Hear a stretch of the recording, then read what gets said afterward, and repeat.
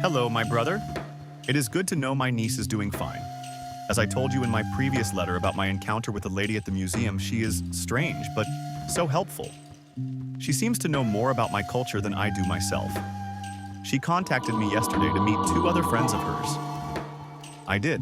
We met at a restaurant downtown, a small, Gothic-like building, all carved beasts and curling vines etched into stone. Lanterns burned behind stained glass and threw long, slow colors across the tables. The air smelled of spiced stew and melted wax. As they led me through the narrow entrance, a hush seemed to gather around us, like the city itself was holding its breath. Inside, the room felt suspended out of time. The light was dim, people were clustered into private islands of conversation, and behind every table the shadows seemed to listen. I immediately noticed I was the only obvious stranger in that mist of familiar faces, artists, students, the kind of people who nod their heads as if they carry a story like a coin in their pocket. My three hosts guided me to a corner table under a carved board and left me to stare at the design as a server laid down a wooden board of food. The food was honest and warm, the kind that steady hands have tended for years. I busied myself with it between the soft murmurs and a low, steady thrum of a drum somewhere backstage. There was no conversation at our table at first, just the clatter of forks, the scrape of plates, and the private business of tasting. The music threaded through everything, a heartbeat under the hush. Then, an announcer, his voice like gravel and honey, rose from the center of the room. "Poetry," he said simply. The announcement was met with polite applause, as though everyone had been waiting to be given permission to be still. The small applause faded into a reverent quiet. The lady from the museum stood. I had expected the night's ritual to be modest, but when she moved, all the ordinary measures of motion fell away. She rose from her chair as if gravity itself bowed to let her through. She walked, floated, toward the stage with the ease of someone who had rehearsed this movement in dreams. The light caught the angles of her face. She did not look like anyone who attends to ordinary life. She looked like someone who had been invited in by history. She reached the microphone and signaled. Two drummers emerged from behind a heavy curtain, clad in garments that recalled ancient warriors, leather and beadwork catching the lamplight. They took positions and began. The first beat was patient, as if testing the air. Then the rhythm built, a tide rolling up a dark beach. The sound gripped the room and would not let go. Her voice rose like steam, warm and raw and precise. It was not simply spoken, it was poured, and each syllable settled into us. In silence like the night, she slithers into the present. The mist in her hands, the future keeps, she knows.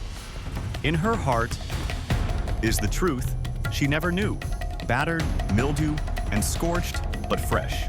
Perplexed of the unknown that is known. As in silence, like the night, she slithers into the present. 'Cause knowing, there it is, the future. I felt it first as something at the base of my skull, a small electric echo, and then as a widening.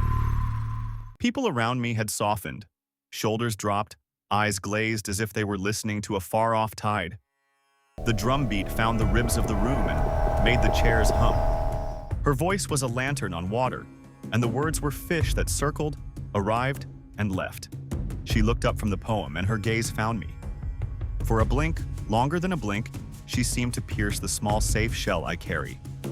I felt my heart misplace itself for an instant. Tears came to her eyes so suddenly, I thought at first it was part of the performance, an actor giving the night its necessary break. But these were not stage tears. They trembled with something private and heavy. No one moved. No one laughed. The drum softened to a slow pulse and stopped, leaving only the whispering of cloth and the small clicking of breath. She raised the palm of her hand, but not toward anyone in particular. It was almost a gesture of apology, a gentle closure. When she spoke again, her voice was smaller, as if the poem had enlarged a wound and now she was carefully placing a bandage. "There are things," she said, "we carry not because we chose them, but because they were placed in our hands. We learn to hold until the hands ache. We forget why we hold, and that forgetfulness becomes the story we tell ourselves." I wanted to speak then, to ask who had placed what in her hands, to tell her of small commemorative tokens my grandmother had kept under her pillow.